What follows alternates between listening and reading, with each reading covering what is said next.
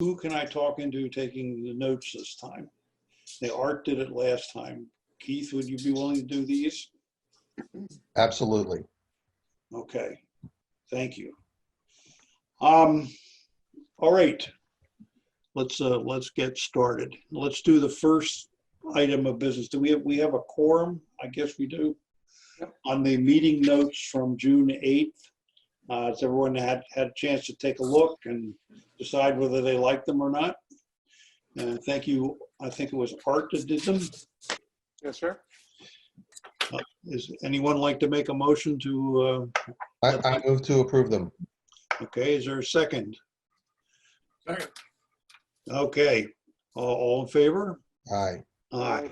Also 3 and no. All right, that takes care of the meeting minutes. Has it already been discussed that the agenda for this meeting says June 13th instead of July 13th? Well, it was discussed with me, and I can tell you at this point, mine says July, but that may be because I fixed it. I apologize. Hello, Kurt. Birthday, too. I apologize for that. I seem to always get that wrong. I don't know what my problem is. It's like the first thing I check, and then somehow I must not go back to it. Anyway, yeah, you should be, the one that says June 13th is really July 13th, and it should say August 10th at the bottom. That's the right sheet of paper. Okay. There is another item that should be on here that Stephanie has alluded to.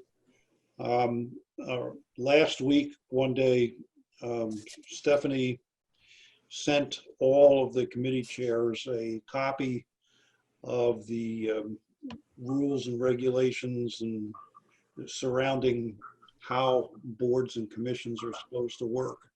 And I am supposed to share that with you. I honestly haven't opened it. I haven't read it in a couple of years. So I'd like to read it, but then I would propose to email it out to everybody. As I recall, there was nothing about them that was anything I objected to, and it does give some rules of the road as to how we behave ourselves, our decorum, etc. Is there anything else about it, Stephanie, that you'd like to emphasize at this point? Yeah, I think you hit the nail on the head, Ed. I think that's what we're just sort of as a reminder. You know, a lot of the new members, when they join the committees, get the book, but we realize that, you know, as time goes by, members may forget what's in it, and a refresher, you know, might be a good idea to share. So that's why we wanted to remind everybody, sort of like you said, the rules of the road on purchasing and bidding and minutes and quorums and things like that. So just refresher, basically.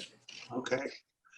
And has anything changed in it in recent days? Yeah, just some of the bidding limits and stuff have changed. So we did some updates so to make it a little bit more generic, so it's a little bit more timeless. And those bidding limits are still well above anything we spend, right? Typically, yes. Yeah. Yes. So, but the you never know. Either the $10,000, $11,000 or $20,000 range. Yeah. And our budget is only $5,000. So Mhm. except when we do a big project like the system that we just put in, that's Right. totally different, and that Mhm. had to comply. Right. But so I will take a quick look at the handbook tomorrow, and then I will put it on an email and send it out to all of you. I don't think Appreciate you'll that. have any objections to it, but if you do, or there's anything about it that concerns you, feel free to get in touch with either Stephanie or I. Okay? Right, thank I'm you. sorry, I wish I had, it just slipped my mind and I didn't do it. Sorry. New building system upgrade. We actually do have some progress in that area. The first bullet item that's on the agenda is the intermittent audio on Comcast, and there's the happy note that there's no further issues, which was certainly true at the point that this agenda was written. It is no longer true. I did have to come in over the weekend, Sunday, I think I went in and turned the sound back on.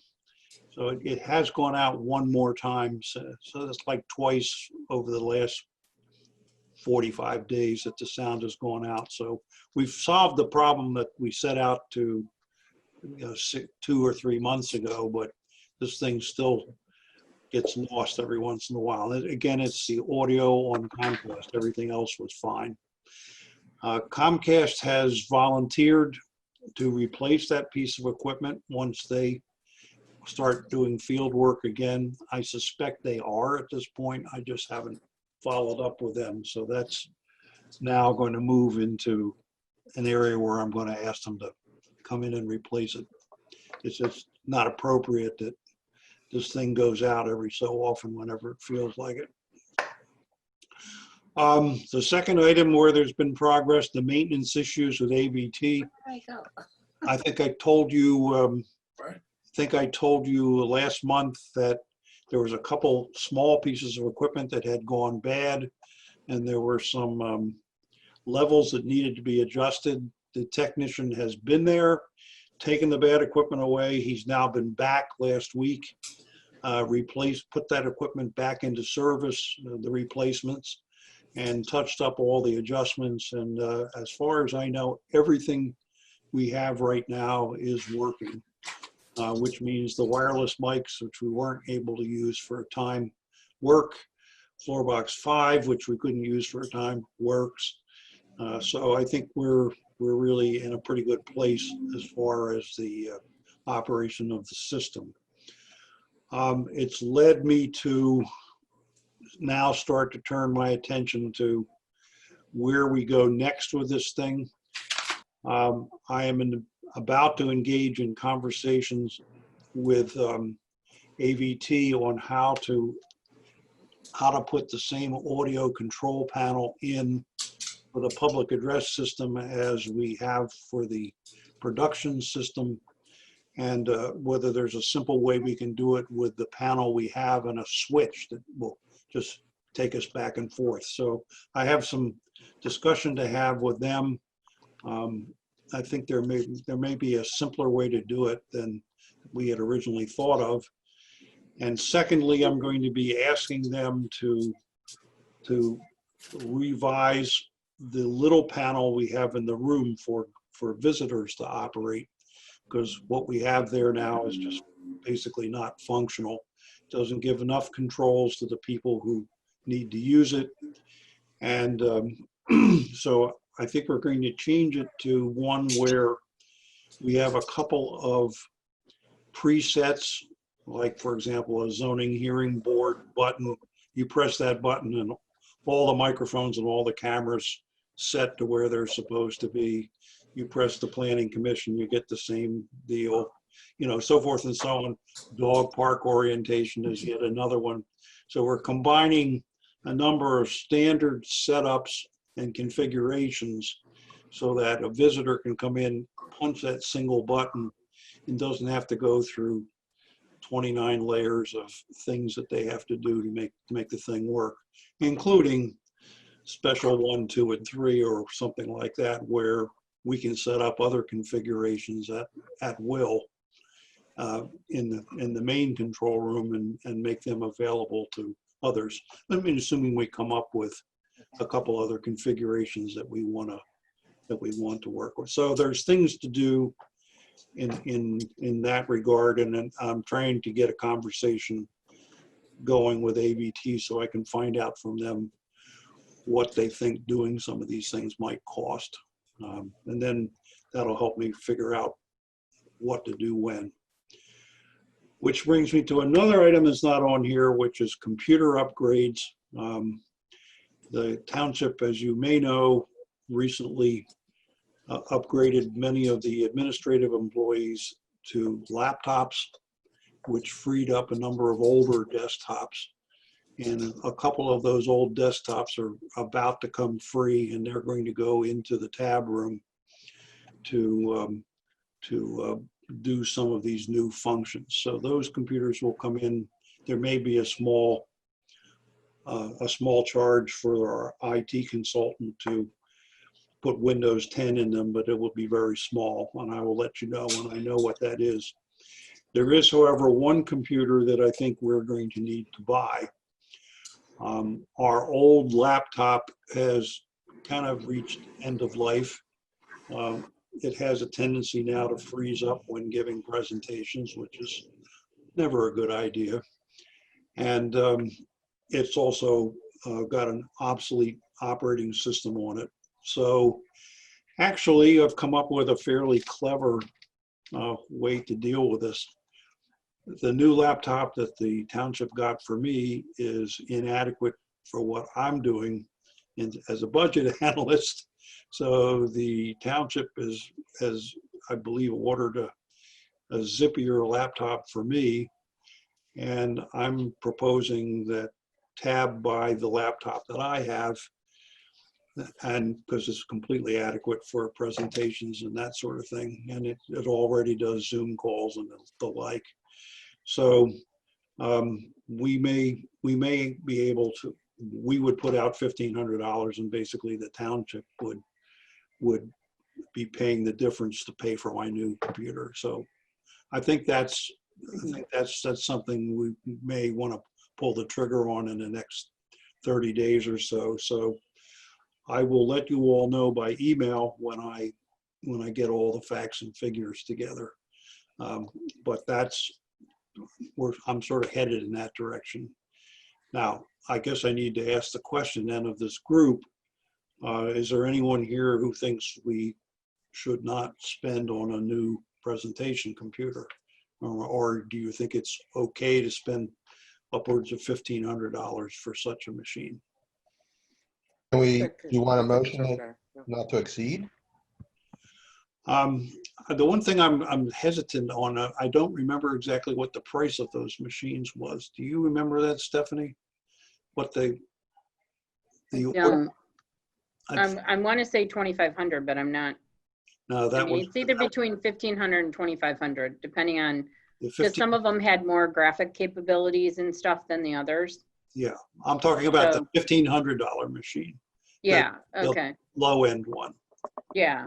So I'm I just think you make the motion that you go ahead and do the swap of the machines and pay the appropriate price that, was incurred.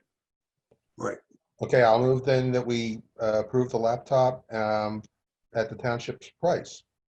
Second. All in favor? Aye. Okay. Good. Lastly, the meeting room audio. We are in the process of writing a request for quotations.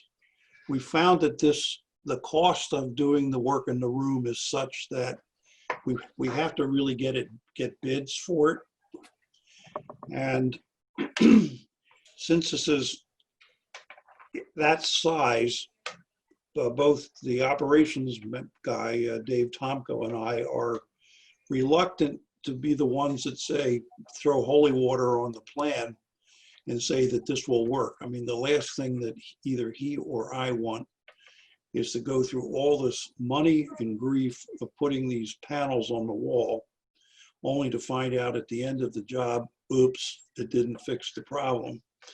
And since I am not an acoustic engineer and neither is Dave, we think we actually should hire an engineering contractor to oversee the project, probably repeat the measurement that we've already done, and at the end confirm that the design that is installed does what it's supposed to do and solves the problem.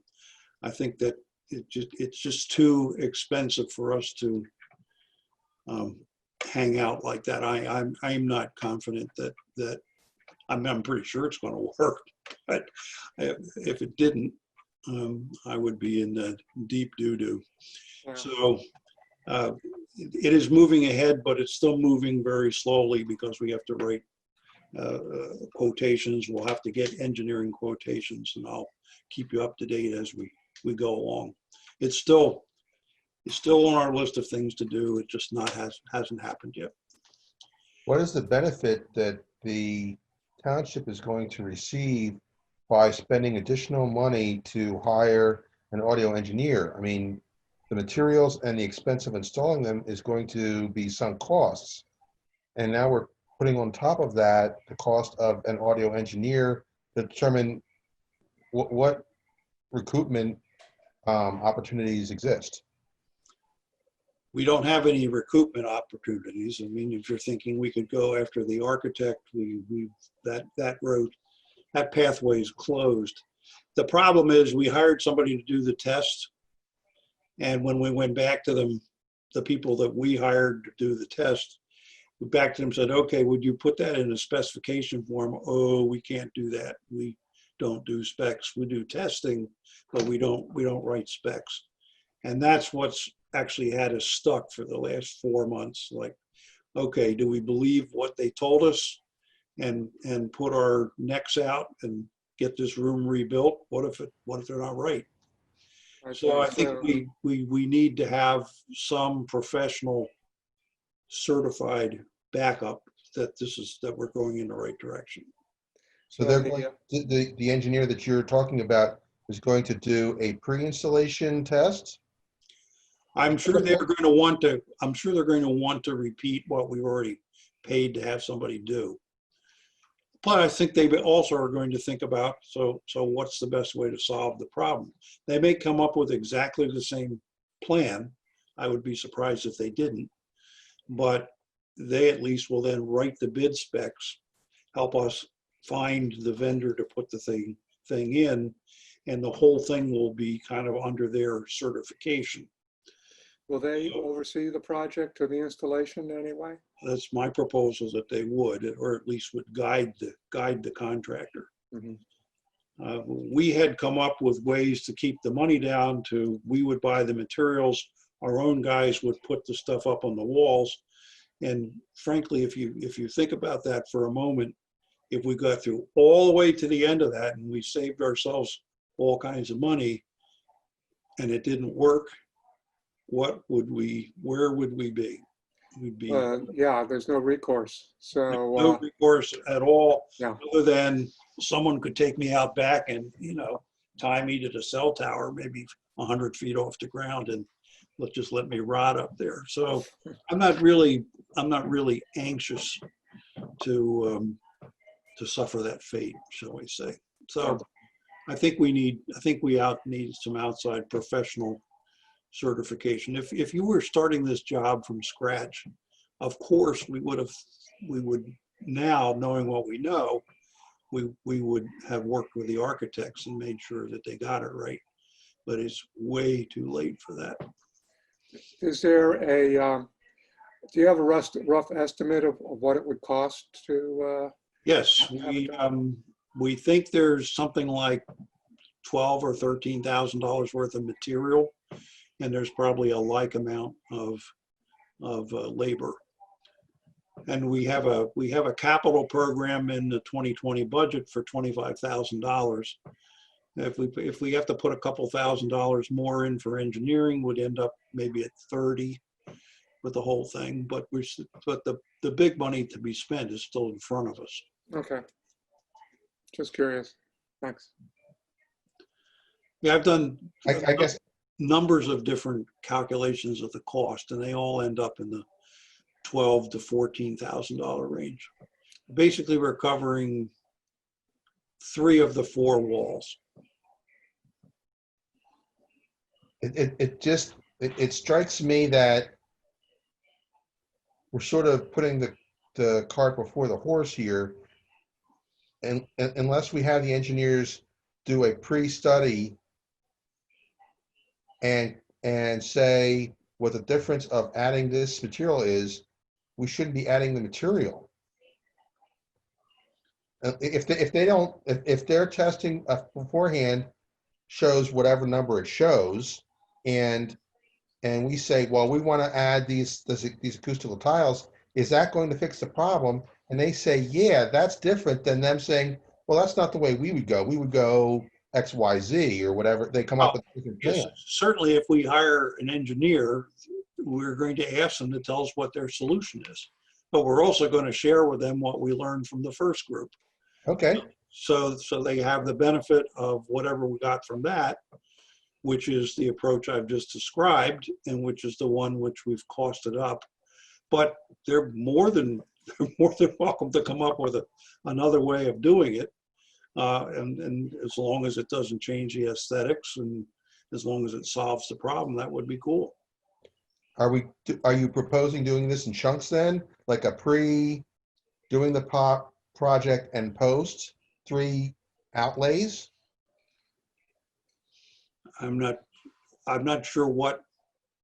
I guess I'm asking, what are you asking the TAB group right now? To Nothing. hire I'm just the informing you the where the pre-work? project is. I'm not asking the TAB group to do anything other than hear where we are in terms of making this thing move ahead. Okay, I'm not asking for any decisions at this point.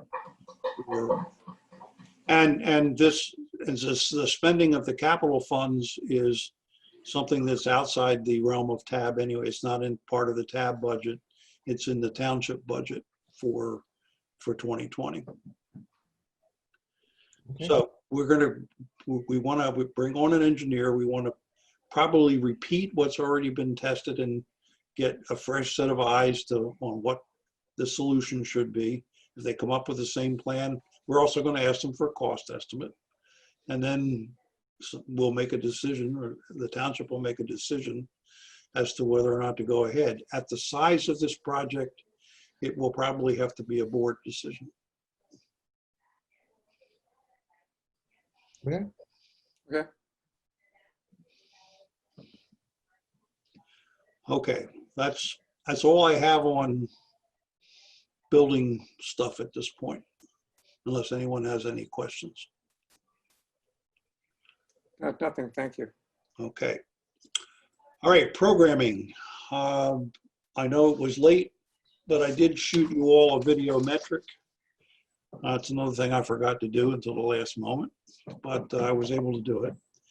And if you received it, you'll see that the video metric is sitting at 84%, which is down 1.3 from where it was in May. So we're still way above our minimum is supposed to be 75%. So we're still coasting along pretty far up. The difference is that we had to take out some of the Doylestown Historical Society filler that we use to fill in the holes when we have short Board of Supervisor meetings. We had to take a couple of those things out because we had a long Board of Supervisors meeting, and I think that's basically the net of it. So we continue to show lots and lots of videos on the channel. I hope everybody got this. If not, I can send it out again. Yeah, got it, thank you. Okay. So let's turn to the program projects themselves. The coronavirus vignettes. I apologize, I have not sent you my stuff, but I did work on it a little bit. And I came up with, I have nothing to add relative to the questions, I don't think, but I did think of a few names to fill in a couple of the boxes. I don't know if anyone has anything else they'd like to add at this point. No, it's, I think we should start thinking of contacting people, the names we do have, and see whether they're, put our toe in the water and see whether people are interested to do this.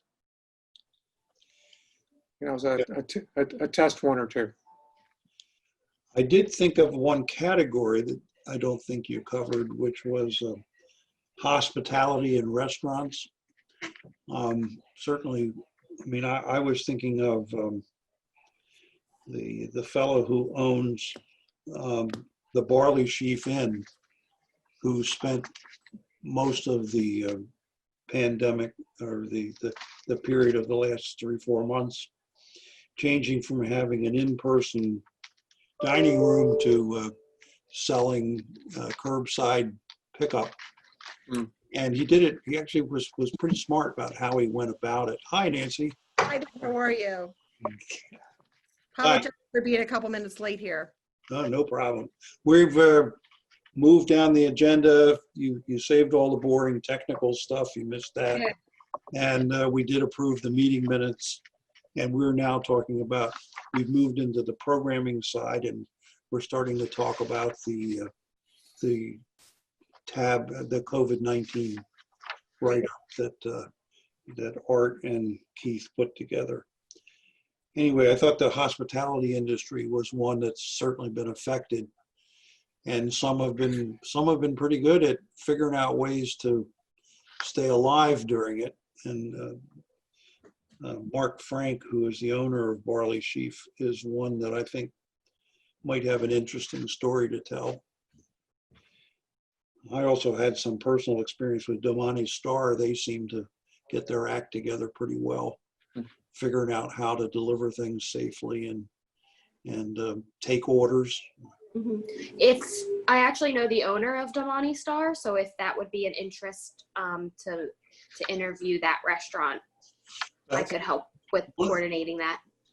One of the things that most fascinates me about all this, and I don't think this ought to be a theme in what we're doing, are the contrast between businesses who, all of which had problems and had to figure out some way to survive during the course of this thing.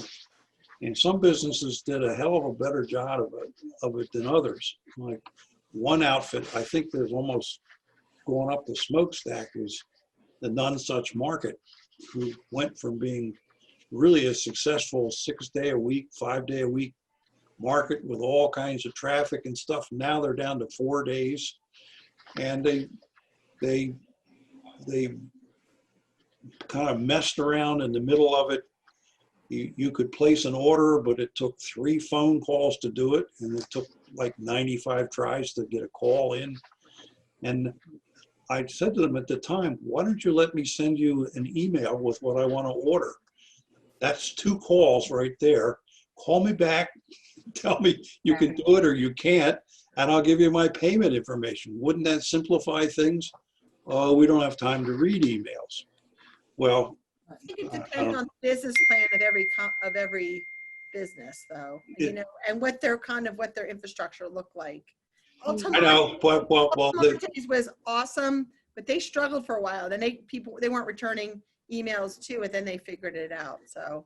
Well, None Such has now reinvented themselves. They apparently rebuilt the inside of the store. Yeah, they have. I haven't been in it yet, but they now, if you want to place a butcher order, they want you to send them an email.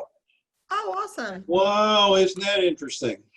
4 months later, they came out of the woods. Great job, Ed. Oh, I don't know. They don't have there's so many more things they could do, but I'm not sure where they are in the scheme of things, but a lot of businesses have gone through all kinds of turmoil to get themselves through this and figure out how to operate in some semi-efficient way. And some are good at it and some not so good. So it might be interesting to have some of those stories as part of this. I think all of those stories are interesting. I'm wondering if that's a separate, when Art, maybe I'm wrong, Art, and correct me if I'm wrong, but at the beginning of this, it was sort of like a Doylestown Township issue of when or how we could sort of memorialize Doylestown Township resident and businesses, or not even businesses, resident responses to this situation. And Ed, I think all of your comments about None Such and Damani Star and so forth and so on, and even the Del Val Market, I mean, I'm sure stuff has changed there. I haven't been there lately, but are those different in nature or in feeling than what Art had envisioned as the initial. Well, they may be. I don't know. It's a little different, but you know something, I have no heartburn about extending it a little bit if it's a reasonable extension. The whole idea is sort of capture the feeling of this period and everyone's experiences in it.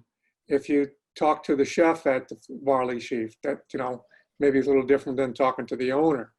But the fact of the matter is whether you're the owner or the chef, you have this experience, and we like to know how tough it was, how you bumped through it.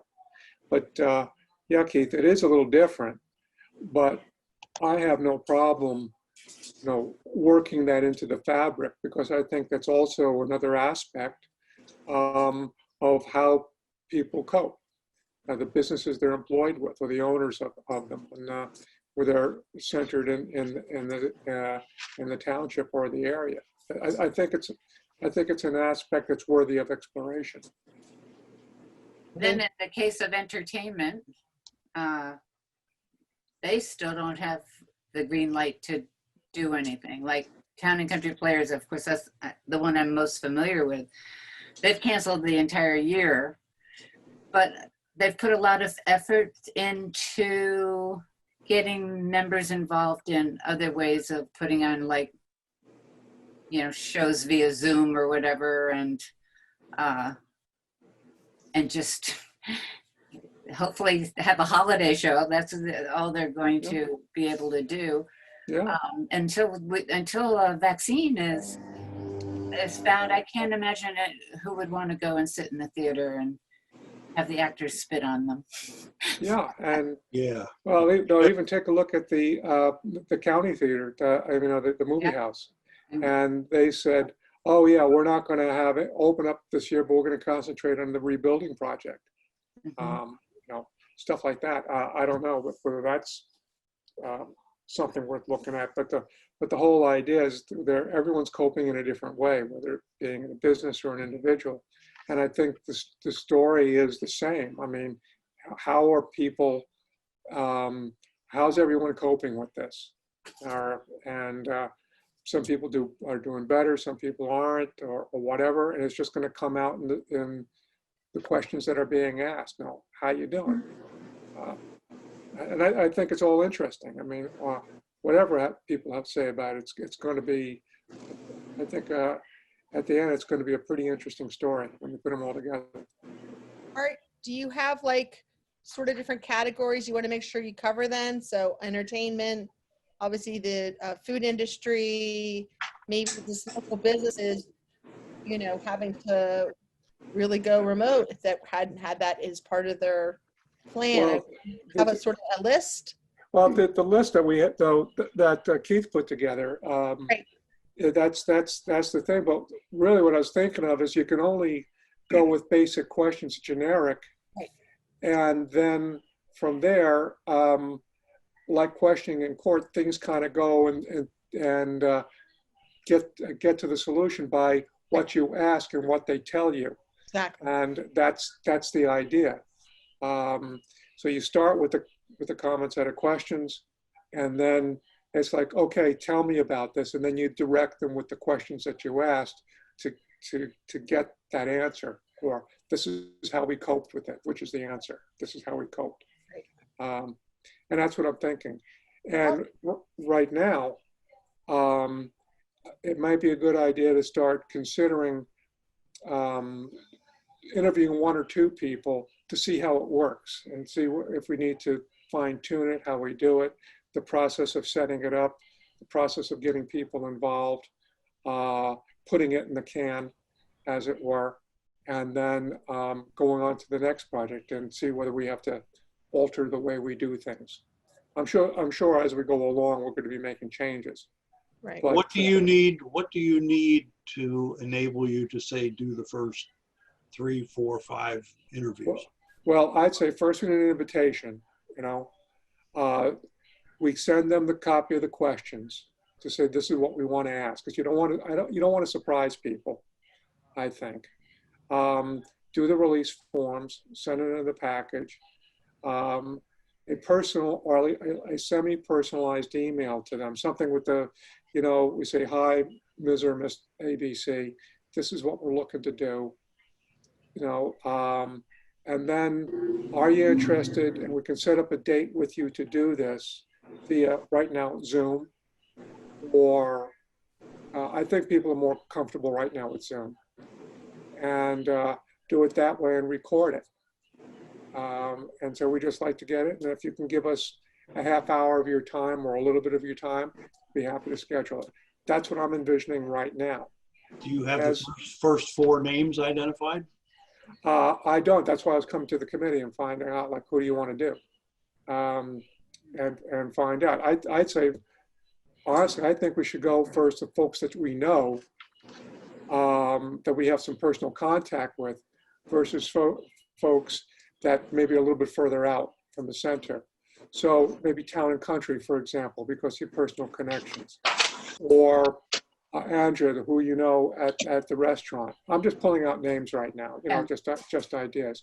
People in the township that might willing to give their time on that.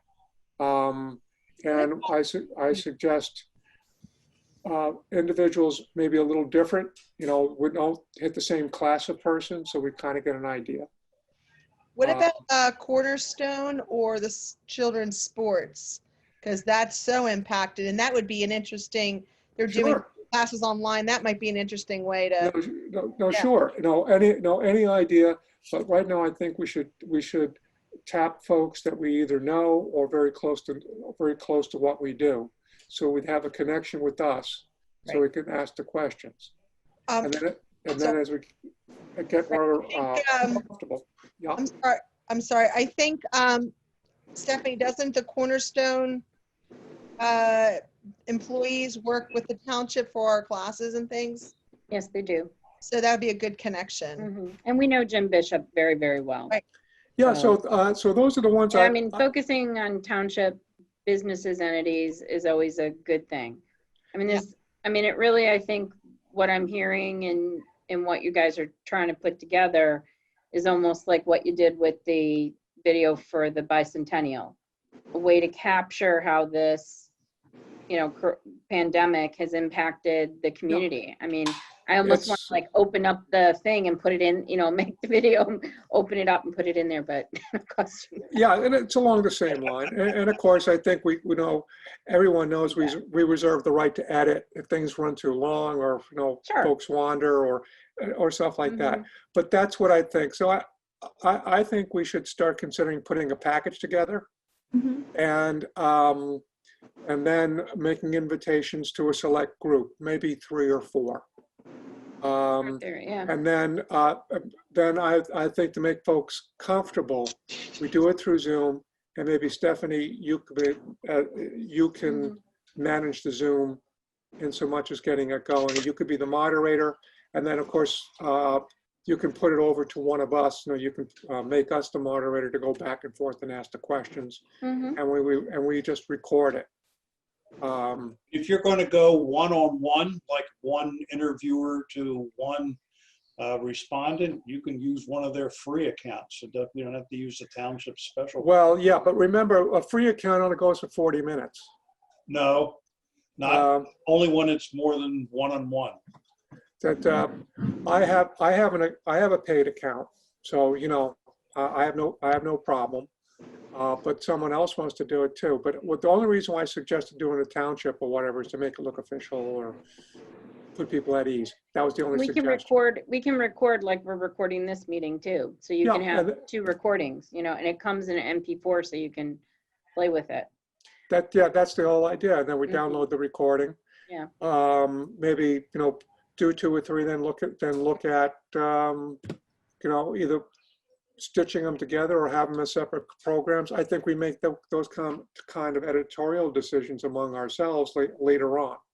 But do we know how to capture the Zoom file in a manipulated way? Andrea, have you figured that? Yeah. All of the virtual recordings that we've been putting on our YouTube for the past 3 months have been manipulated by me. So Stephanie sends me the recording as an MP4, and I'm able to open it up in my program and edit usually the first 10 to 20 minutes of, talking before the meeting actually starts. And then They tend to get on early and they just chat, so. Yeah, so we definitely can edit the MP4. Once we have MP4, we can take it anywhere. Yeah, as a matter of fact, I thought Jane or me or Kurt or Keith can stick it on our own editors. And if we're assigned, for example, it says, hey, we got 4. You take this one, you can take this one, you take that one. So you don't put it on one person to do it. And then everyone can take the one that they're, either did or asked to do to edit and do it and come back and put it, give it back to the township. So it sounds like we need an introductory email letter of some sort that describes what we're trying to do. We need names, and then we need to just get going. Yeah, get going, and then just say, hey, and propose some dates in the introductory email. Says, hey, we'll do it at your convenience or whatever. I think we can come up with something that everyone can agree to as a good way, and then set it. I'm confused. I'm confused about how you're saying Stephanie would do this? Well, or we can do it because no, I can. Sorry, I can help assist in communicating with people because I have, a township email. So I would be, happy to, if we got contacts and we created a kind of a template email or a letter, if we're going to send it on a letterhead, I can assist with, connecting with people and that's I think a good. We funnel it through you.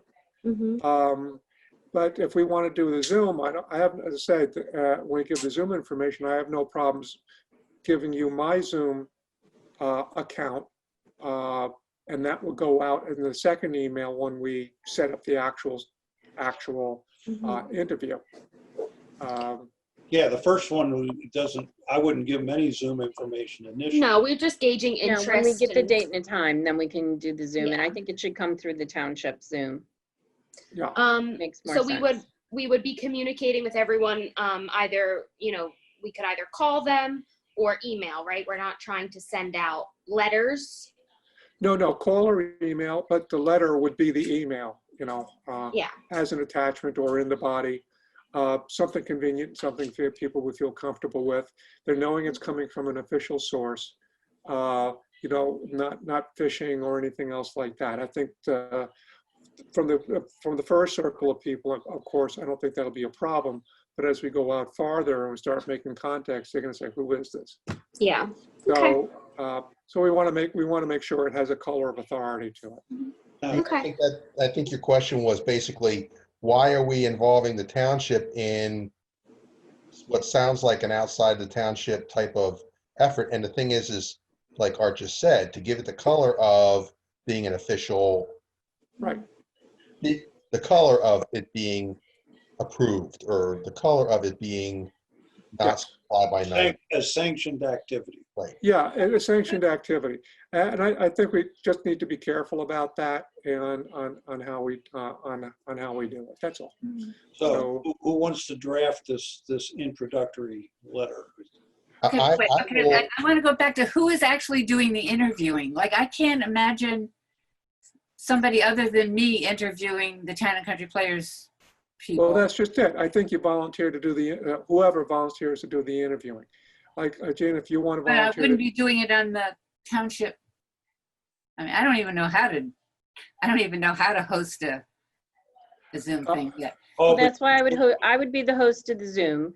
You would be on, and let's say Andrea, so it'd be like 3 people. I'm kind of blocked out over to the side, but I've hosted you and you are talking to Andrea going back and forth. It's being recorded and you're asking her questions as, an actress at the, Town and Country Players. Tell us, how has, COVID-19 impacted the Town and Country Players and you specifically as an actress and a resident in our community? Go. And then she tells you how it's impacted her. And from there, hopefully you come up with some other questions that will create a dialogue between the two of you to the point where you reach a conclusion. And And I whether think- it's, 5 minutes, 10 minutes, or 30 minutes, Okay, say An that there hour. were 3 different people. Say that I wanted to talk to, that's fine. Well, yeah, they'd all because be part of the same conversation? Yes, yes.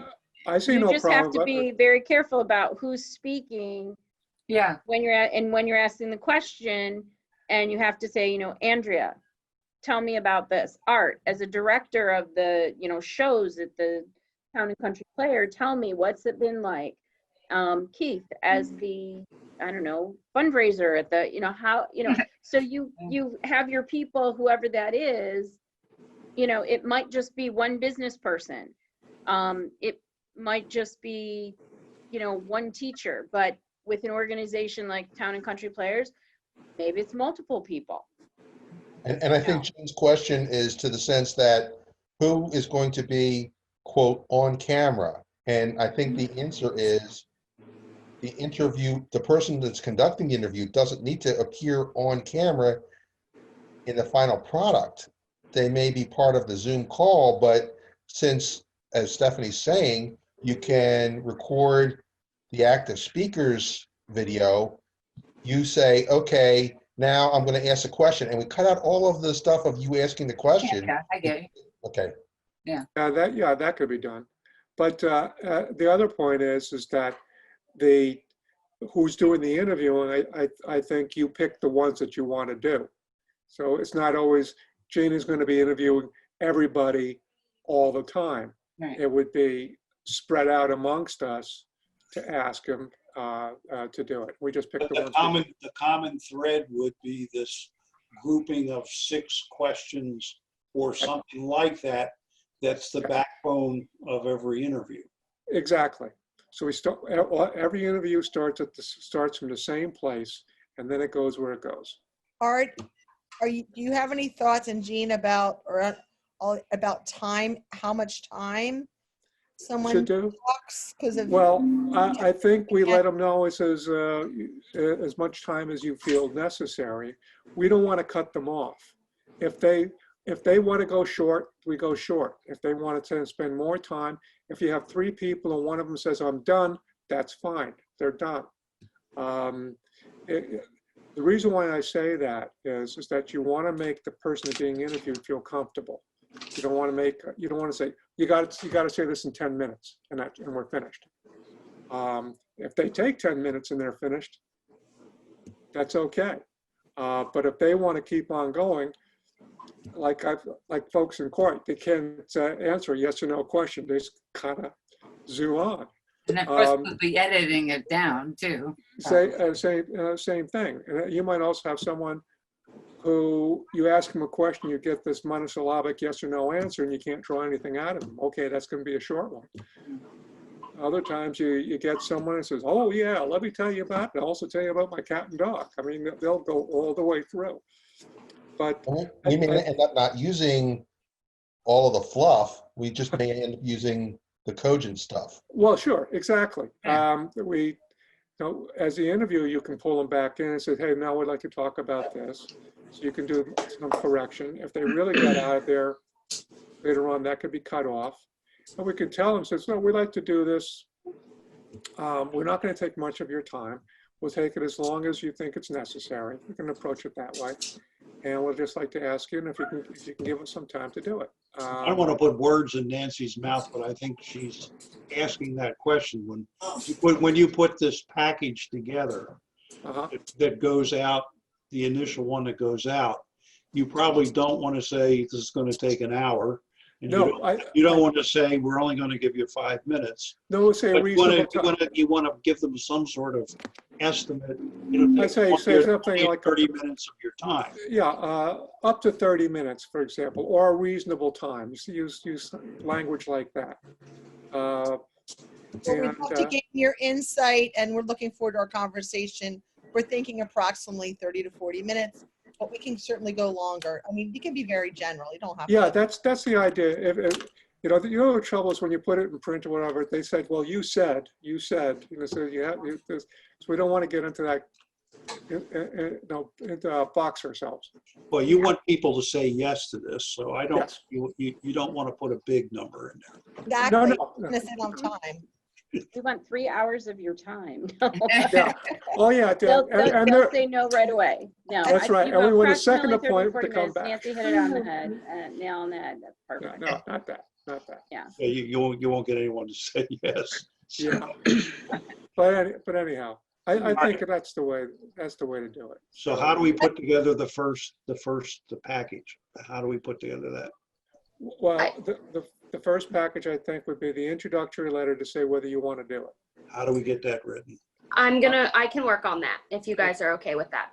Okay. Andrea, Then we send them, okay, you're interested. We send them just a copy of the basic questions. It says, we're going to start from here. If you want to, if a release is required, we send them the release. And it says, we'd like to schedule a time with you. What's good for you in the next week to 10 days? Something like that. We give them a time frame that says, what's good for you within a week to 10 days? And then said, we'll be happy to work with you and coming up. Give us 3 dates that work. And then that's the third email that comes out. We come back and say, of course, in the first one, we say, we'll set it up by Zoom. And then it says, okay, here's the Zoom link. Boom. And that's it. And we look forward to seeing you on X date. And that's it. And then we go. I think to reiterate to repeat what Stephanie was saying, we need the intro letter, which I hear Andrea saying she's going to be happy to generate a draft on. Some names, which I think was Nancy's issue. And the releases I've shared with Art, the ones that we had Yes. from long ago. And I'm happy to share them with whoever, wants to see them again. And a list of the questions that we want to. Yeah. And we make it say, these are the questions we'd like to start with. And then, and I think that's it. We just give them the questions, nothing more. And that's, Would you that's put what the we're doing. questions in the first letter or in the second? No. The questions don't go in the first letter. That's an introductory thing. Okay, so they're in the second letter. The second letter, because you want the hook. That's Andrea, the thing. You want to get the interest. And then Yes, from there, Nancy? it's, okay, Andrea, I'll help you with the letter or anything you want to do with the package. I like to write, so that's no problem. Okay. I mean, if you want to draft something up and send it to me, you can, do that as well. You go first. Okay. Yeah, you go All right. first. Yeah, we can, I'll, write something up and then we can discuss amongst ourselves and, kind of come up with something Okay. hopefully in the next week. Right. And I think Yeah, for the contacts, maybe putting like an Excel spreadsheet together with, the business, the name and email, a phone number, so we can kind of keep it, yeah, tidy. and find out when's the interview, who's doing it, and then we can use it as a checkoff list. And it says, we just kind of keep that as a rolling list as we go down. That's a good idea. And then if you want to, in the second letter, we can identify who's going to be doing the interview, which person is going to be doing the interview. Here's the video, here's the link, and you're going to be interviewed by X. And then along with the question. So you identify the interviewer so they know who it is. Now, So Art, are you willing to be the project leader for this? sure, I can do that. I would appreciate that. So I would imagine what you do is, write the original stuff. I could be the traffic cop, as it were, and the thing, and see how it works. I'm at the center of my busy time with the budget at the moment. Yeah, well, I really don't. also I have one other volunteer position, and I got ramped up for being a follower to the leader. So that takes up a bit of my time as well. So consequently, I have no problem taking this on. This will be kind of fun. It's a hoot. Good, good. So we will do that. So I'll work with Andrea and and everyone else in this thing and see what it goes on with And Nancy. should we identify who the first ones are going to be? Well, I think we get the first 3 or 4 names down. All Okay. right, so do you want to do that now, or how do you want to do that? Let's identify the names and draft the initial letter at the same time. So I'd like to make the first suggestion. Okay. I think you should interview Stephanie Mason.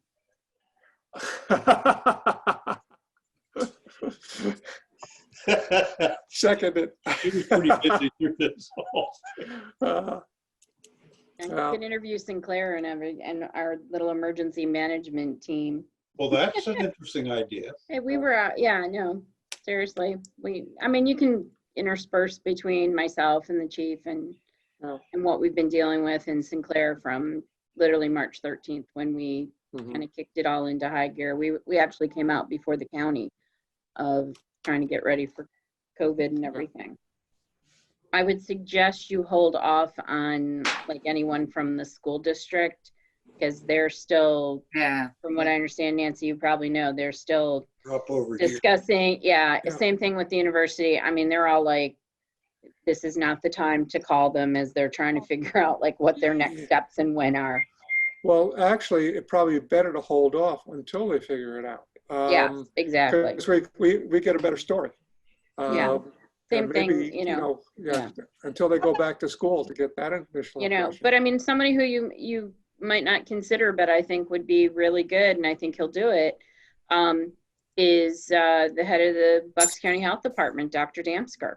Mhm. And I think one of the things as I'm hearing this, and as we start to get interviews kind of under our belt, we're going to need sort of maybe somebody to do sort of in the beginning, like where are all these coming from? Because, this is a video that, kind of like the bicentennial, 5 years from now, it might be playing. Mhm. And some people, might not want to know, where did it come from? How did we put all this together? Why did we put it together? Well, And yeah. so I think you're going to need that that kind of I think once we explanation get of the video. once we get a few under our belt, I think we can come up with a common beginning and a common end. Everything Exactly. from music to credits to Yeah. whatever. But And the pandemic goes on and there's no vaccine yet. So Oh, wait a minute. Pfizer for 2 fast track vaccines today.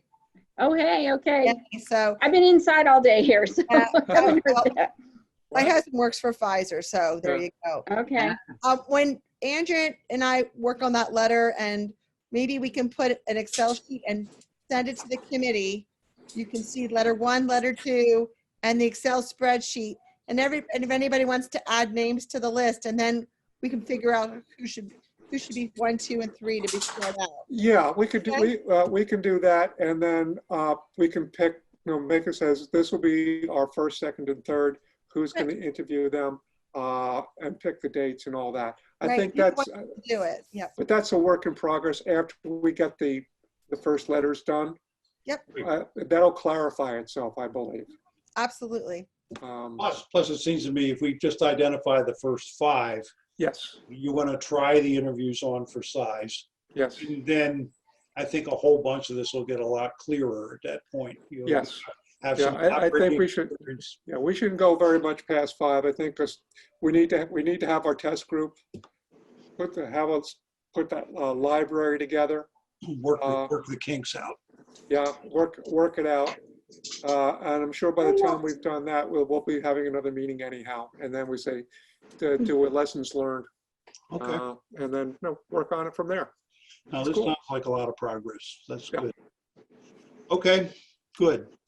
So somewhere in the next couple of weeks, I guess a package will start circulating around that we can start putting names into. Yeah, sounds good. Or do you want us to send you names now, or how do you want to do it? I think it's okay to send names now so we can stick things into the Excel spreadsheet that's going to be drafted and going around. So have the name so we can experiment with that, because then we're also going to have the contact information. And that, so I think that can work in parallel. So anybody has a name they want to put in, shoot it over to to Andrea or Nancy. Yeah, I can start the Excel spreadsheet this week when I start drafting the letter. So if you guys have contact information, send me an email and I'll put it into the Excel spreadsheet and we can grow it from there. Okay. Are we, That's, I'm sorry, that are sounds we like- assuming if you send the name that's the person you want to interview? That's the person. That's the person that will be interviewed, and then we pick the person who's going to interview. Maybe the one who submitted the name, maybe not. Yeah. Or if you don't know a specific person, but you want to interview someone at Cornerstone, but you might not know a contact, if you say Cornerstone, then we can all, work together. I know Stephanie knows contacts, Karen knows contacts, I do as well. So if we have an idea of a business, but we're not sure a contact, we can still add it to the list and, reach out to them. Yeah. And I think you can even have more than 5 names on the list. We'll just redline at 5 names, or whoever we choose to be those 5 names. Yeah.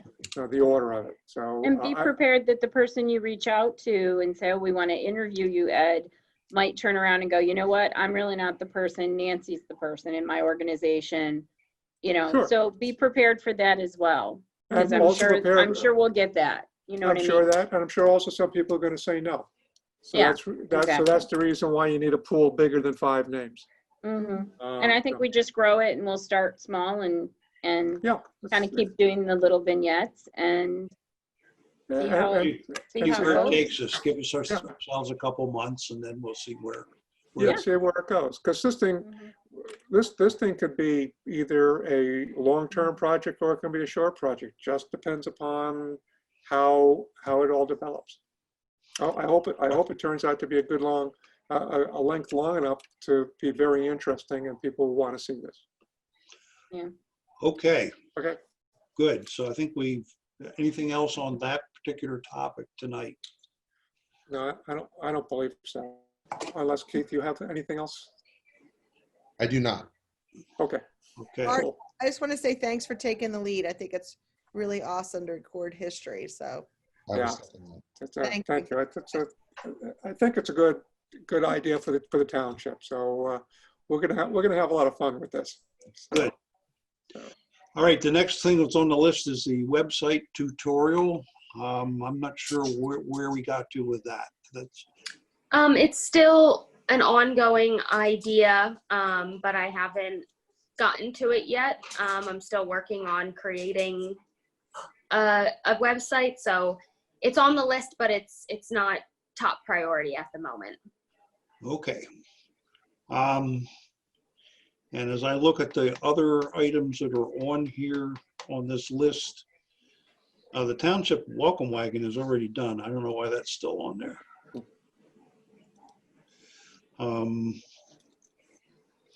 I don't think there's anything else that we're currently working on at this point, unless somebody has something else that I've forgotten to write down here. So that brings me to the good news about slides. Andrea, you want to tell them what you've been doing? Sure. As you recall from our last meeting, I showed a couple example slides and everyone seemed to like the design. So I went ahead and tested the slides on the channel to make sure that they were clear and that the text fit in to the box.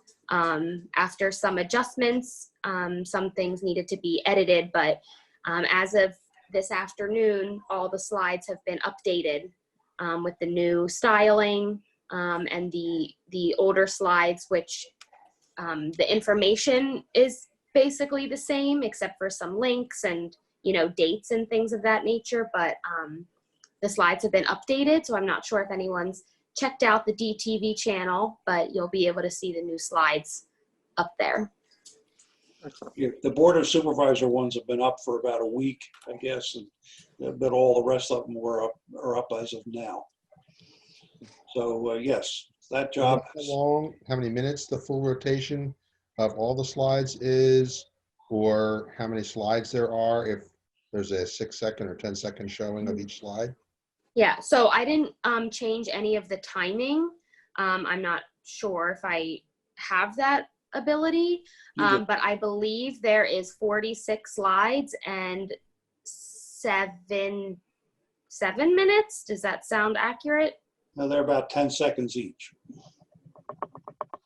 So whatever 470 is, but some get repeated, so I'm not sure. Yeah. And you know, that's just the initial very generic slides like we had up there, tax information, stormwater hotline, some of the water report information, contact information. But, you know, as different things come up, we can, now that I, you know how to do this and am familiar with the program, we can add in, you know, when the Christmas tree recycling comes in, we can add that in there. There's some park information up there. So over time, the number will increase. Was so that I tried to program the DTV channel so that we could get as many full rotations of the slides at the end of each hour, so that there isn't no slides and there isn't too many slides. It's one rotation seems to be good. If it's 7 minutes, then we have 53 minutes in the hour to program. Yeah, it's about 7.8 minutes if they were all strung end to end. But as you know, we show the schedule a couple of times during that sequence, so that makes it just a hair longer. So Keith, you're saying you would like to see a whole hour of slides? No. No. What I'm saying is, if we take an hour of programming and we subtract out 7 or 8 minutes of slides, that means we have 52 minutes to put videos in. So we put 52 minutes of videos in and 8 minutes of slides to make up any hour there. Then therefore all the township residents have an opportunity to see the slides every hour, so that we don't, you know, the idea that from midnight to 6 a.m. we show nothing but slides probably has a very low viewership. Yeah, I don't watch the slides very often during that. Right. If you need something to help you go sleep, I guess that's it, huh? Let me go to sleep. No. Wait a minute, I can't go to bed yet. I have to see this. The idea is we shouldn't program so tightly that we exclude the slides. We should include the slides as a programming element. Yeah, I think we have been thinking in the past that we needed to get at least one full rotation every 2 hours. We've been trying to work on that sort of rule of thumb. Because, for example, when we show anonymous people, that chews up what, an hour 45, something like that, and we don't put advertising in the middle. So it's we don't always get to do this every hour. But I agree with you. I think we maybe need a little bit more gaps to make sure more of these show. We just shouldn't neglect them, because obviously they contain important information, and people like Andrea and Zahara put a lot of effort into producing them. So plus, every time you start them and then you go away from them to go back to video programming, the next time the slide sequence comes up, it goes right back to the beginning. So Correct. those poor slides that are on the end never get seen at all unless you get the full shot out there. correct. So that may be something actually we think about, whether we break this into 2 groups so that different groups show at different times. Then we could deal with smaller gaps. This parcel 1 is in here, and the second half of the day we use. But that's also putting in a hell of a lot of energy into this TV channel and its very large audience. So I don't think we should overthink this. I mean, we want to get the slides seen, but I don't think we have to be quite as tight about it as we would if we were like a real broadcast station, because we don't have the audience that we know of. Agreed. Anyway, the slides look good. They come up on the TV well. We compared them on Verizon and Comcast, and I think they've come off very nice. It's a nice, clean, refreshed look, and I appreciate the work you guys have done. Do you have plans now for keeping them fresh? Like every so often we go back through and some information gets out of date, and we need to, it would be a good idea now if we had kind of a regular time that once a month or once every 2 months, we look to see what needs changing. Well, the information that's on there right now is pretty evergreen. So I'm not sure what the necessary, time would be for editing, but I'll make sure that I do keep up with them. And, like I mentioned, adding slides that are kind of more relevant to the times, during the holidays, or, putting up, oh, maybe the administrative office is going to be closed or something like that, that I could, pay more attention to on a weekly or monthly basis. But the slides that I, put up seem to be evergreen. One of the things we noticed when we were doing this is that there's a whole bunch of generic slides in there that came with the machine itself for various holidays and things throughout the year, which we've never really taken advantage of. But you would have to be involved. You have to plan it. The slides to do that. Yeah. Anyway. Well, just like I, post on all the social media platforms, images, Happy Mother's Day, or, 4th of July. So I'm just going to have to add it to the list of, things to turn on for those specific days. So. Right. Okay, good. Excellent. And thank you for your effort and Sahara's efforts in making this happen. That's very good. Anything to say on social media? Yes, I didn't send out the spreadsheet. I'm sorry about that. I guess the only major thing to report is, an Peter! increase. I need help, please. It's okay. An increase in our followers via social media. Our Facebook posts have been pretty good. We've been posting a lot on Facebook, and we have about 300 more followers than we did in May. So people are liking our Facebook.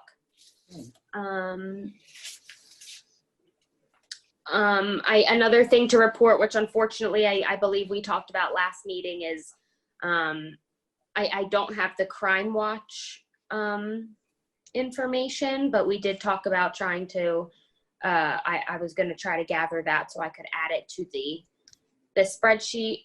And we have 200 followers on our email list now. But I would like to bump that up. My goal is to have at least 500 followers in the next couple months. So I need to push that so we get some more followers. This is And that's on the new Robley system. email list. That's the new Robley system. Yeah, it's a email marketing list. Do we have any idea how many of them are in the township? Well, they should. I don't off the top of my head. Ideally, they're all in the township because it's township information that they're getting, but it's, I don't know off the top of my head, but Robley, I am able to look at the addresses on Robley. So I'm not exactly sure, but I would imagine majority of them are township residents. Okay, one of the things that would seem to me we'd want to know at some point is what proportion of the township we're actually able to reach with this tool. Yeah. Andrea, when they sign up, what do they have to put in? Just their email address, or is there other Yeah, information? they just put in their email address, but they do get to choose what information they're seeing.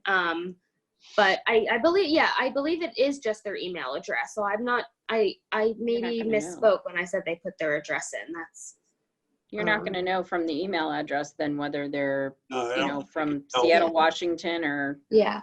But why do Yellowstone you think it Township. would be important to make sure that we're just hitting residents? If this was, let's say, a communications vehicle for emergency messages, you would want to have some assurance that some significant portion of the recipients are people in the township, Yeah. as opposed to people in Sri Lanka who are just watching. Well, for the hell of it. it's not meant to be an emergency messaging system. That's why we push Ready Bucks, and that's why we push, Crimewatch. This is more of a, what events are happening, how can I get involved? Because it takes a little bit of time to compile the information and create a email newsletter. It's not just like there's a accident on 6/11, stay away. It's, it takes a while to compile the information, and, there is a design element to it as well. So it's not intended at this moment, or I'm not sure, ever if it's meant to be an emergency communication tool. Even if it's not an emergency one, though, isn't there a possibility that down the road, at some point, this could take the place of spending big bucks in a printed newsletter by doing an email newsletter? Not necessarily. I mean, I'm sure Stephanie could talk to this more. I'm sure that they've talked about not doing a printed newsletter, but the consensus of the residents in the township, they like to receive this printed newsletter.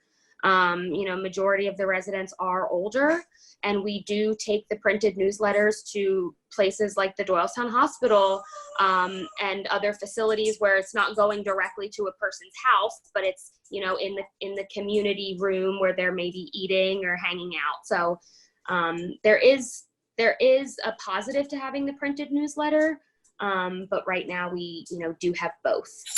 I don't doubt that there's a positive. It's being involved in volunteer things a number of years, you get enough residents that say, I never got the newsletter.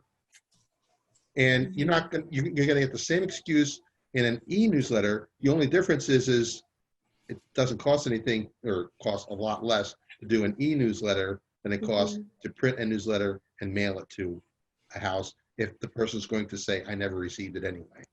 Yeah. Yeah, as I believe that we've been doing the printed newsletter for quite a while. If that's a route that the township would want to, look into doing things differently, we'd have to have that conversation. But as of right now, I don't know if it's a replacement at the moment. And some organizations have cut back on the amount of printed ones, or the number of the frequency of them, and replace that with more frequent electronic formed newsletter. Yeah, I'm aware of that. Idea I'm probing. Anyway, And we used to do 4 times, and now we do 3 because we have all our social media, the television, and the website. So, I mean, we used to do 4 times a year, and now we do 3. We also have the merchant marketplace, which pretty much covers the cost of the printing of the newsletter. right, which is a good idea. Right. And it's sent out bulk. So, and plus we deliver to places like Andrea said, Pine Run, Grundy Hall, Yeah. Some of the HOAs. HOAs. No electronic equivalent. That's right. I wonder if there isn't some way that we could do a thing like, the pay by online. Or, I know, Bobby. Instead of, could you sign up for getting an emailed newsletter, and therefore you would exclude the people that can't sign up because they don't have emails, or they don't want emails. They want to receive it in mail, but you could capture the people that want to receive it by email And maybe they read it on the train on the way in, or they read it at their computer at work or whatever. Mhm. Yeah, I understand what you're saying. I guess it's something, to think about. And the borough is still doing their newsletter as well. They mail it, I you know. understand it's not Most of, today, yeah, but most of the municipalities are still doing the newsletters. I'm simply probing whether this Robley service offers us that kind of opportunity should we ever want to go in that direction. I'm not suggesting that in any way that we change our policy Yeah. sitting here, but we would have to know something about where the stuff goes to be have confidence in that. Yeah. Well, So- I can do a little more research, and I'm sure that depending on what level of subscription you have, there's more tools depending on your level of subscription. But I'll look into it and report back to you guys at the next meeting. And if you don't ask you for your street address, there's little likelihood that they can figure some things out by the IP address. But so there is some possibility that some of this you could know something about it. So let's see what you find out. Okay. So good news about social media. Verizon, anything happening there? Yeah, right after your last meeting, Bill Wirt sent me an email indicating that Dan Cohn had been working with Verizon. They've been going back and forth on revised agreements. And he needed to review them prior to putting anything out to the municipality. So hopefully we'll have something in the next month or so. Remind me when this is coming to a head. I think that maybe next year or the year 21 or 22. Okay, Yeah. so we still have quite a distance. Yeah, we do. We started it very early, if you remember. Okay. Yeah. All I right. have one other item, Ed, just so you know. Andrew and I have been working with the EAC, there are 10 days for trees. Oh, yes. Kind of went kaplooey because of coronavirus. But they have the opportunity, which was Buck's Beautiful, to give them money to plant trees, and they have plans. So right now we're shooting for September 12th, where the EAC members from the borough and the township will come out and plant trees there. And then later that day, the Bike and Hike Committee will host one of its trail awareness events, which we've done a number of times, where there'll be a run, walk, ride available for individuals and people to come out, families, to take a run, walk, ride with volunteers, to go to the pump track and see the pump track in the borough, and also to head out to the Waltberry Trailhead for those who are a little bit more adventurous. And so we're working on that. And of course, because of coronavirus, we also have to have a whole virtual plan. If it, we fall backwards and we can't have, 50 people get together to do that, then we're going to have to come up with something. But I think this is a great opportunity for the tab to film if people are out there doing the run, walk, ride aspect. And if not, then members of the committee will probably put their little GoPro, get one of the GoPros and put that on their helmet and do the run, walk, ride, and we'll edit something else. Yes, exactly. So stay tuned. We're kind of just kicking that all around right now. So the September the 12th Township and Borough tree planting would be a specific event for a period of time. Yep. One place in the park. Yeah, no, it's actually going to be at the Pools Corner Park and Ride lot. Oh yeah, that needs some trees. Yeah. So they'll put it there, and then that'll probably be 8 to 10 or so. And then at 11 to 1, the Bike Hike Committee will host the trail awareness. It's PA Trails Month in September, so they're going to host a trail awareness. they've done this in the past. It's been several years since they did it because the last time we did it, it was a horrible, rainy, cold day and nobody showed up. So the next year, Lynn said, just promo it and tell them to all take their own ride. So trying to get back where, hopefully we can have people come together. They get aware of the trails in that area. But again, like I said, we have to have a backup plan. So, the key word is we're resilient, we're flexible. So we can go either way. But it sounds like if we have any luck with this, there's going to be quite a few things to film, It is, record on that Absolutely. the 12th. Yep. I- if I recall correctly, I believe Sandra recorded the trail day in 2014 and made a video out of that. We still have that on the Nexus. We still have it. Oh, we can change the date and update it.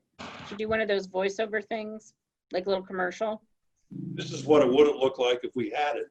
I think That's it was horrible, right after yeah. they did the SEPTA bridge. Yeah. That was in So 12. there's a Sandra Zadell video and it's on the Nexus already? Yes, I don't remember that one. it should be Probably under, one of those, it was probably a commercial. She used to do no, those I little think there commercials. was an actual trail day video of like 15 or 20 minutes. I'll see if I can find it.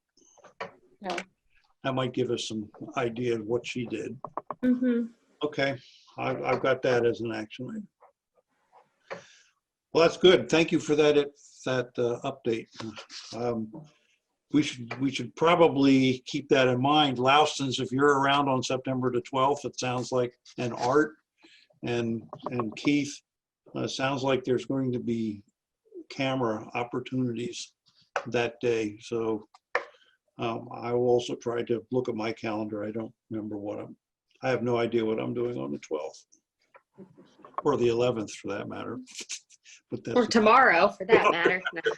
No. All right. Does anyone have anything else they'd like to bring up? I do. Sir.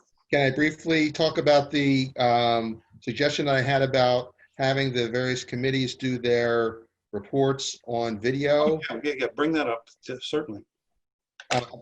Just real briefly, in trying to schedule DTV and having the boards and commission reports in the past years, not 2019, not 2020, but in previous years, 2018 and working back, we had all the committees report to the Board of Supervisors at one time.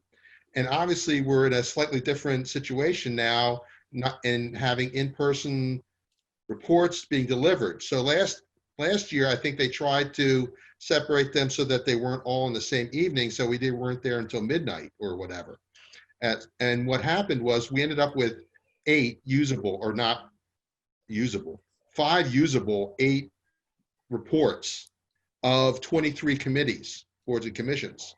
So there was a paucity, I think, of reports. So my suggestion or my comment to Ed was maybe we prime this topic by having each of the committees with their own iPhone or whatever, record a report and limit it to 5 minutes, and then have those reports either delivered to the Board of Supervisors or held like absentee ballots. You can vote, you can actually give your report if you're in person, if you're willing to go in to the Board of Supervisors, the public meeting room, or not, and use the video. But at least DTV has a video report from everybody.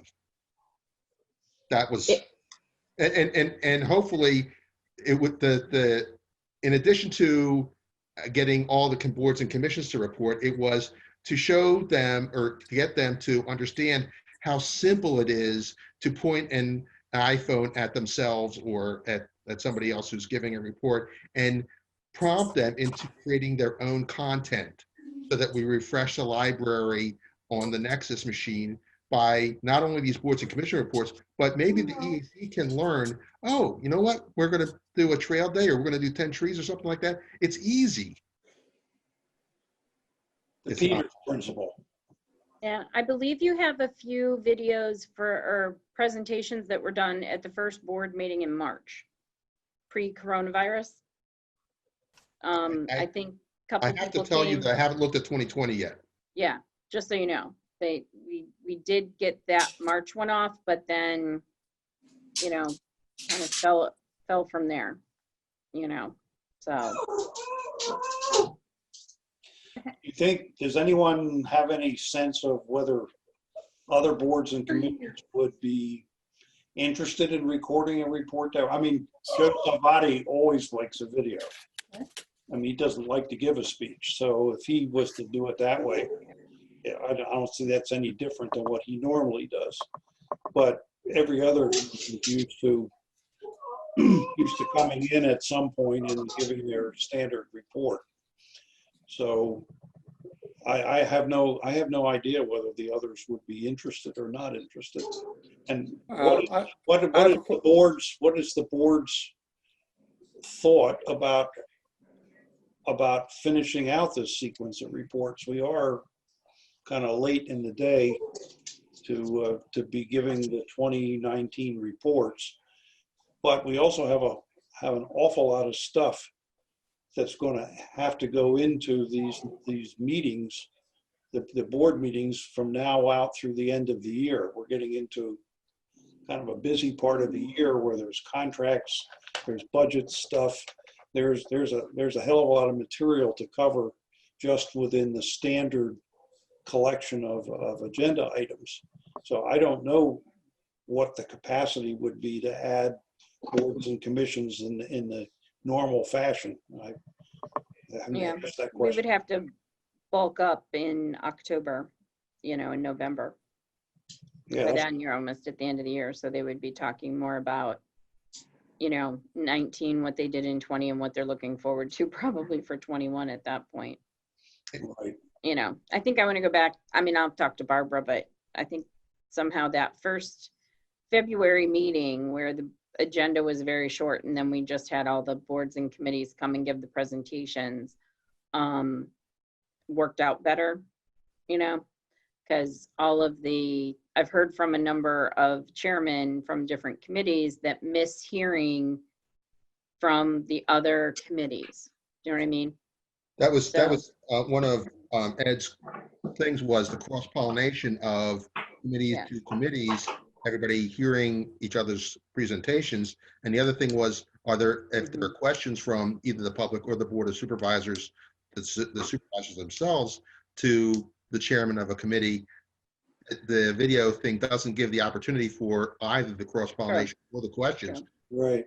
So you get, but at the same time, the tab presentation was in September of 2019 for the 2018 year. So in month 9 of 2019, we presented for the previous year. It's not timely. No. It's not Yeah, sufficient. it's a lot. I mean, you know, the reason we switched it up, it was suggestion that the meeting was very long, you know. It is. It's a long night. So, Stephanie? yes, Nancy. You're on mute, Nancy. I can't hear you. Sorry. Hey, Stephanie, my question is, and this, I've had this conversation with Stephanie being on different committees, is that, you know, I'm on planning, I'm on bike, I'm on tab, and I see everybody wants to work together. And I agree. I think that's a really awesome opportunity with the volunteers to cross-pollinate skill sets and direction. And I don't know, maybe we can group them somehow. So it isn't all on one night, or figure out a way, Stephanie, of maybe just based on what's happening. Like, I'm going to use the example, the dog park wants to work with tab because they want to get their video out, or, you know, dog park and the park and rec group wants to work together. Maybe we can somehow figure that out. I know I also looked at what the volunteer commission group does and what their roles are. And then we can sort of figure out, are we still staying with what our direction was and what we were founded on? Should we be looking at that, making sure we're still on task? Maybe we've expanded our roles in some ways in some of these committees. maybe some of these committees don't make sense anymore because it was created on a resolution. It was a long time ago. So I think it's an opportunity to sort of look at the big picture. Stephanie, any Yeah, thoughts? I shared that with Ed. Ed kicked that off before you were able to get on the Zoom. Yeah. Yeah. So, they're going to take a look and share the document and everything like that. Right. But, Right. but yeah, when we split everybody up, we did try to group different ones that kind of went together, kind of thing, like dog park, park and rec, Right. typically, you know, bike and hike, planning commission, you know. So, but yeah, I mean, the thing is that, and Nancy, this is before you got on the board, it was sort of the very first Tuesday in February, before there's a lot of business going on. And all of the boards and commissions came, the chairs of all the boards and commissions came, and like literally A to Z. And we told everybody you have 5 minutes. Some took 5 minutes, some took 20 minutes, you know, but you know, Ed was always very good about his time and presentation. But, you know, this way, you know, the planning commission heard about what TAB was doing and how they wanted, you know, they were available to do a video and work with you to help do video, or EAC. People learned all the things the EAC was doing. And so, you know, it was a long night because, you know, like Keith said, you know, you get about at least 18 or so of the 20 plus boards coming out and doing 5 minutes, 5-10 minutes, you know. So there was a lot of information to share, but everybody kind of heard what everybody else was working on. And I frankly think that's more important than the problem that Keith is trying to solve. A problem that we don't have any reports. We don't have anything to put on the channel. Our material is really out of date. And I say, yeah, that's all true, but it seems to me we have a bigger problem than that, which is what should this cycle of reporting look like? How should it be done? What time of year? Should it be done in groups or not in groups? I mean, I think there is a lot of benefit to hearing what everybody has to do, but then I attend all the board supervisor meetings from beginning to end plus, so I don't have a problem with staying for the whole thing. On the other hand, I noticed that there's a fair number of the chair people who, when they're done, they're out of there. I mean, in the trailer, you could see that because they had to walk from one side of the room to the other. And most of the time they were on camera, we showed their exit, but that's neither. They always had vital meetings to head off to, you know, and they couldn't always stay to hear everybody, but then it gave a lot of material that then the TAB Nancy could take and string together, separate out, you know. And what happened is, you know, taking, instead of doing, say, a night with 18 different volunteer boards and commissions, doing, you know, I don't know, 3 or 4 this night, another month doing another 3 or 4, you know. We break them apart into individual programs and then show them throughout the schedule. So those reports then appear. They can go on the website. I don't know that we've ever done that, but they could go on the website as individual items. And it's another form of reporting to the community and not just a little narrow board of supervisor meeting time slot. It gets the information out. But I do think if we're going to report on 2019, we should probably have done it already, because we're no longer any of us thinking about 2019. We're thinking about what we're doing this year. And Stephanie, what do other townships do in terms of those things? Have you seen anything that you like, or Ed, anything you've seen that we could not have to reinvent the wheel, that maybe?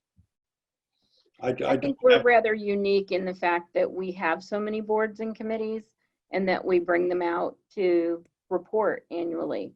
A lot of them, you know, I'm not heard from a lot of my colleagues talking about doing anything like that. So I think we're very unique.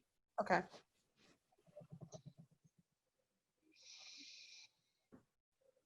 Well, what do we think we should do next? I appreciate you bringing it up, Keith. But I do think there's a bigger problem here to solve.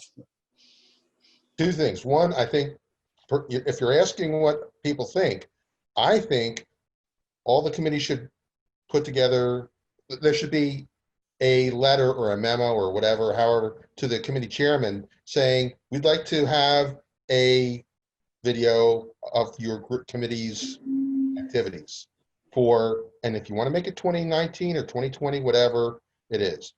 But, and the idea behind this video is A, it's going to be programming for DTV, or not A, it's going to be held in reserve for the board of supervisors to look at in place of you personally appearing at a board of supervisors meeting, or you in person participating in a Zoom call at a board of supervisors meeting.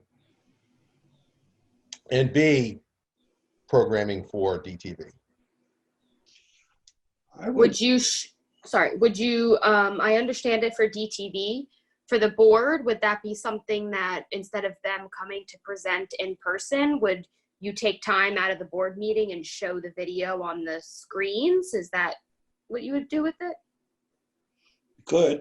Personally, I think making them available to the board of supervisors to look at their convenience makes a hell of a lot more sense to me than to say, oh, well, the next 5 minutes or the next 15 minutes are going to be taken up of your meeting time by us showing 3 group reports from 3 boards and commissions. Yeah. Okay. I just needed more clarity. I wasn't.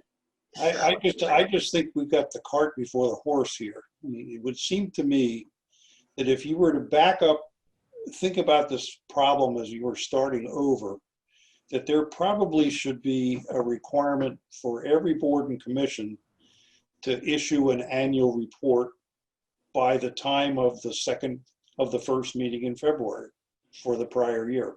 Agreed. What do we do now? So if we simply backed up and said every board and commission has to issue a written report, has to be supplied to the board of supervisors, and the board of supervisors could decide who they want to have come in to present whatever.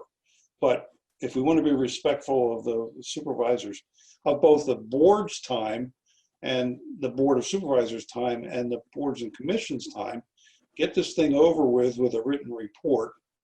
And if there's a presentation that's desired after that, we could layer that on beyond it. But those reports could also be circulated to all the other committee chairs. I mean, it's another way you could go about it.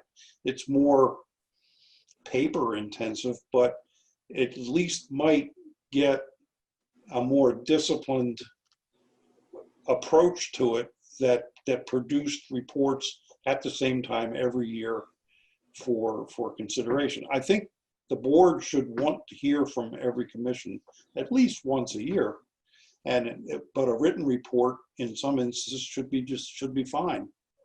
Could, Sorry. I'm sorry, can I, how could we, because I'm thinking about the programming piece and the reporting piece.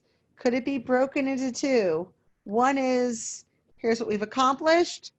And then the second video is, here's our goals coming forward. That's exactly the organization. That's what they've always done, Nancy. They've always provided, this is what we did last year and this is what we're going to work on this year. But I'm talking They've about always verbally presented it to the board. But So, yeah. I'm talking about 2 recorded pieces because I'm thinking about I was thinking about the programming piece. Hey, we do it all at one time. What's that? We do exactly what you say, but we do it all at one time. Is there any benefit by separating them?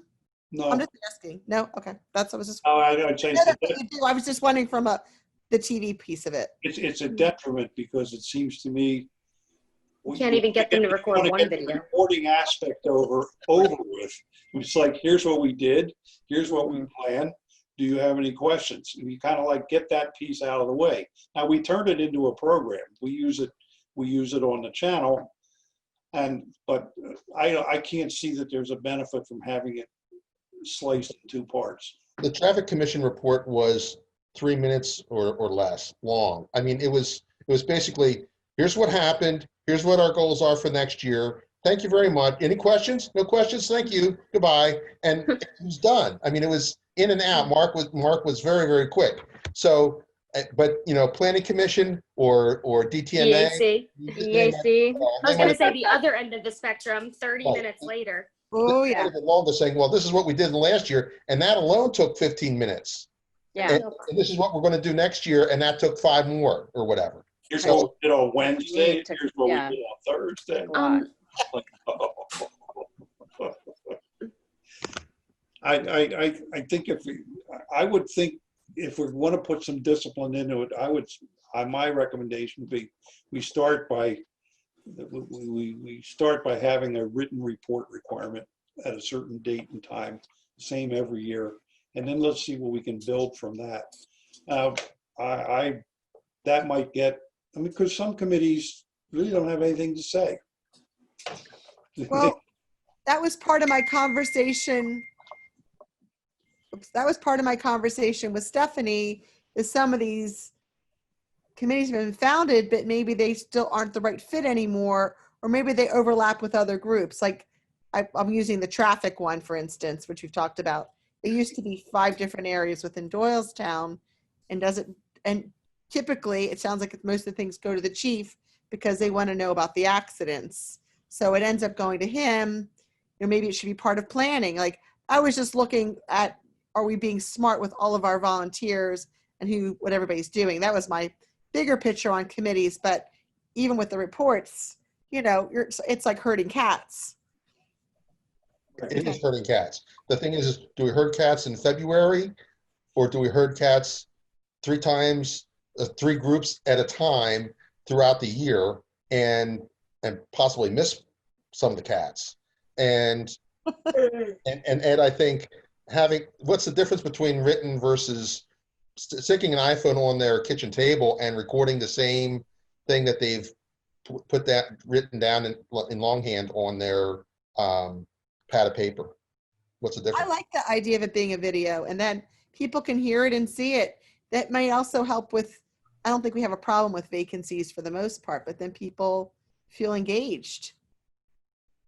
I mean, I like your idea. I don't have a problem with it as a video. I don't think the mechanism is the issue. I think it's the discipline. And it's just, some of these other groups are not going to be interested in video. But I bet you they have a reporting granddaughter or grandson. I can't hear you. I bet you they've recorded on their iPhone their grandson or their granddaughter. They can use their GD smartphone to create a video and give us a video file. It's not complicated. They don't like it, you I know. believe But you still have to convince people to do it. Yeah. And They don't like it. that's the whole thing. If they're not going to do it, then there's no virtue in it. If you force them to do it, well, I don't know whether you can do that. Could we start small? Like, you know, like start with a few people that would like the spotlight and make them part of the cool kids at the cool kids lunch table. And then everybody eventually wants to come to the cool kids lunch table because they realize, hey, I'm getting a little video time. I saw you, heard about your group. Go small, see who's interested. Okay. Try that route? I don't know. we did a video for TAF 3 years ago, I guess it was. But then we also gave the written report.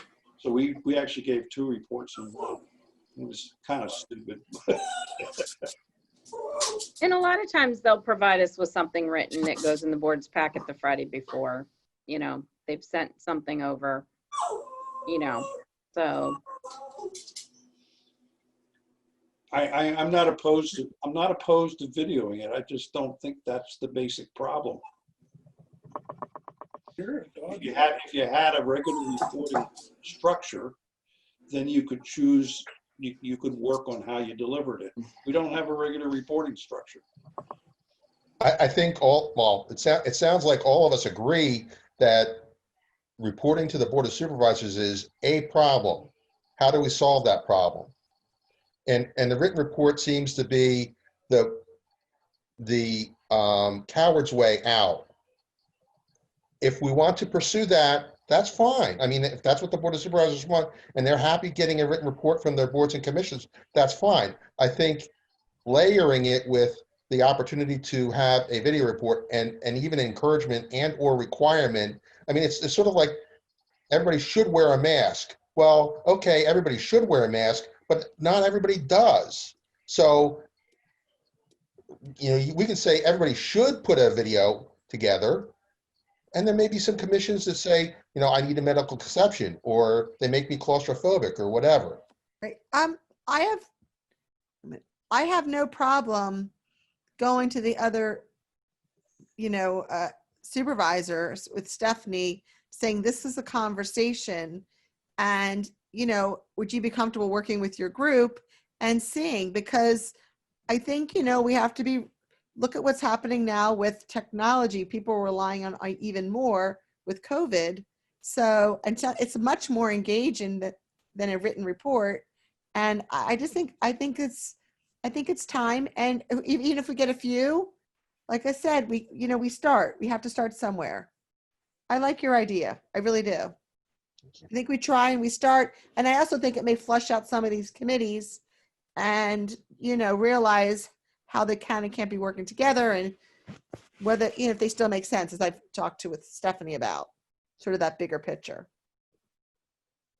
I mean, I think because of coronavirus, we can probably encourage our boards and committees to try to do a video of themselves and give that report. Originally we had everybody scheduled, throughout the year. Jackie and I set that up.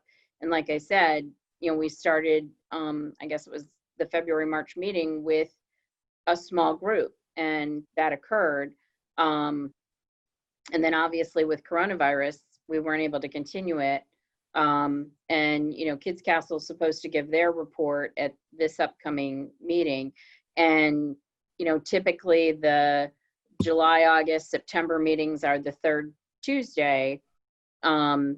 But because the April and May meetings, didn't occur, the first meeting in the month didn't occur because of the coronavirus, and we moved everything to the third.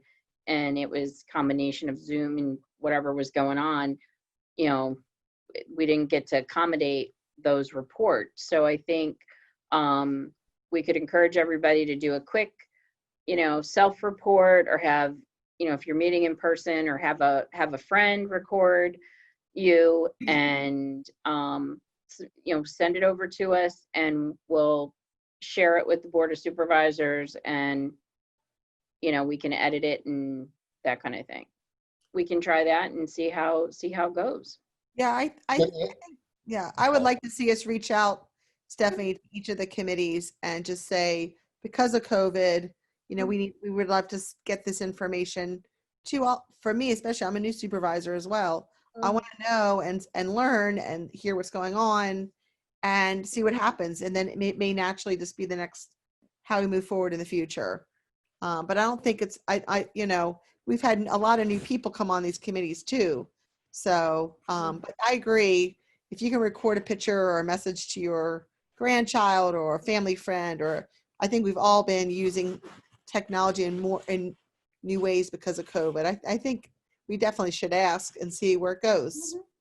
Could Andrea issue a Zoom invitation to, let's just say, the traffic committee, to Mark Signer, and say, Mark, can you and I do a Zoom thing? And she records it, and he gives the traffic committee's report on her Zoom session. Therefore, there's a video, and those videos, she makes a library of those videos. Those videos are available to be shared amongst the various chairmen, so that we get the cross-pollination possibility, or we don't eliminate it. And we have a library of video files that could be used for programming. The Board of Supervisors could view them, and DTV could use them. Love it. Yes, we could do that. Might be easier. Yeah, that might be easier, and that gives us an automatic mechanism. Would I have to be at the Zoom call when it was happening? Yes. I would have to set it up because the account's in my name, so I'd have to set them up. But we someone can, from the I town- understand what you want, Keith, and we can, it might be the easier way to go, Mhm. you know, Somebody from the township would need to record the Zoom session. we can do that. Which we can do, which we can do. We're recording this. Great. Yep. And assuming that the supervisors wanted to do that, we could show two of them at each. We could take them and show them during board meetings if they wanted to put some of them into the meetings. Right. Or we could put it on the YouTube channel and they can view it, you know, however. Or you do it that way, yes. Put it up on the website. Mm-hmm. I'd like to talk to the supervisors about it because I think, like I said, it's a chance for cross-pollination and where do we want to have those conversations? So, yeah, I think that's great. Okay, good. Does anyone have anything else they want to bring up? Move to adjourn. Yeah, I think so. All right. Thank you, everybody, for your participation.